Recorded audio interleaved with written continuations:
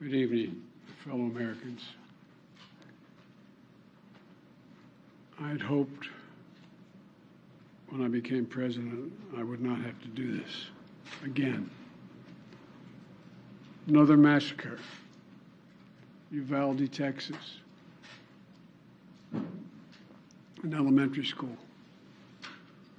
Beautiful, innocent, second, third, fourth graders.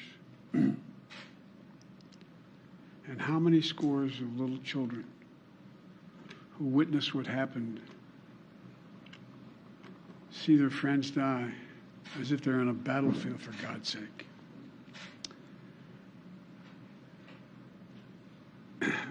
They'll live with it the rest of their lives. There's a lot we don't know yet. There's a lot we do know. The parents who will never see their child again, never have them jump in bed and cuddle with them. Parents will never be the same. To lose a child is like having a piece of your soul ripped away.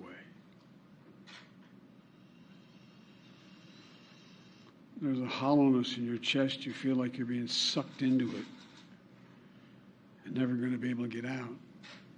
Suffocating. It's never quite the same. It's a feeling shared by the siblings and the grandparents and the family members and the community that's left behind. Scripture says, Jill and I have talked about this in different contexts, in other contexts. The Lord is near to the brokenhearted and saves the crushed in spirit. So many crushed spirits. So tonight, I ask the nation to pray for them. Give the parents and siblings the strength in the darkness they feel right now. As a nation, we have to ask, when in God's name are we going to stand up to the gun lobby? When in God's name we do what we all know in our gut needs to be done? It's been 3,448 days, 10 years since I stood up at a high school in Connecticut, a grade school in Connecticut, where another gunman massacred 26 people, including 20 first graders at Sandy Hook Elementary School. Since then, there have been over 900 incidents of gunfires reported on school grounds.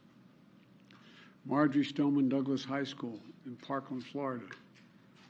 Santa Fe High School in Texas. Oxford High School in Michigan.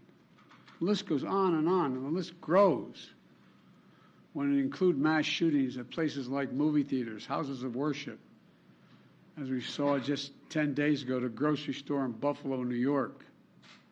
I am sick and tired of it. We have to act.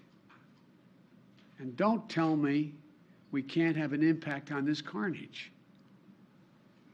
I spent my career as a senator and a vice president working to pass common sense gun laws.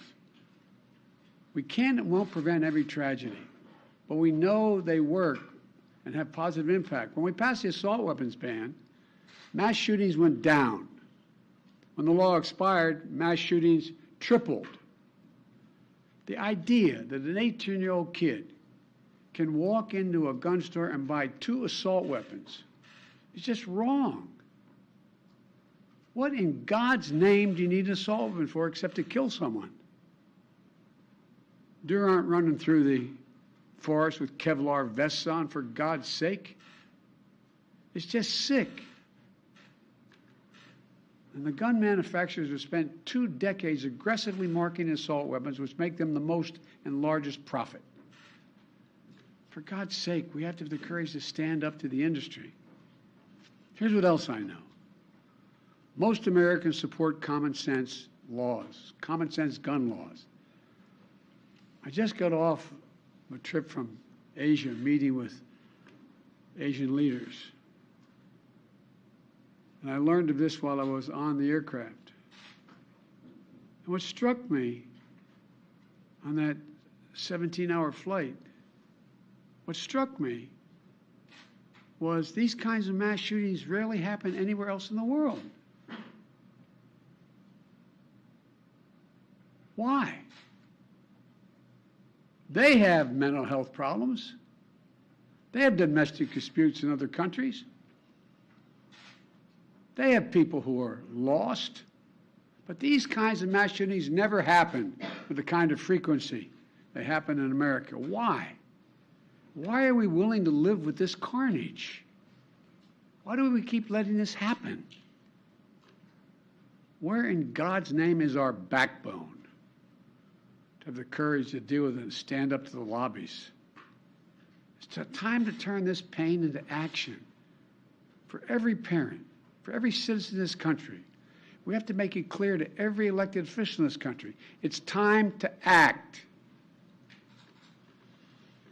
It's time for those who obstruct or delay or block the common sense gun laws. We need to let you know that we will not forget. We can do so much more. We have to do more. Our prayer tonight is for those parents lying in bed and trying to figure out, will I be able to sleep again? What do I say to my other children? What happens tomorrow?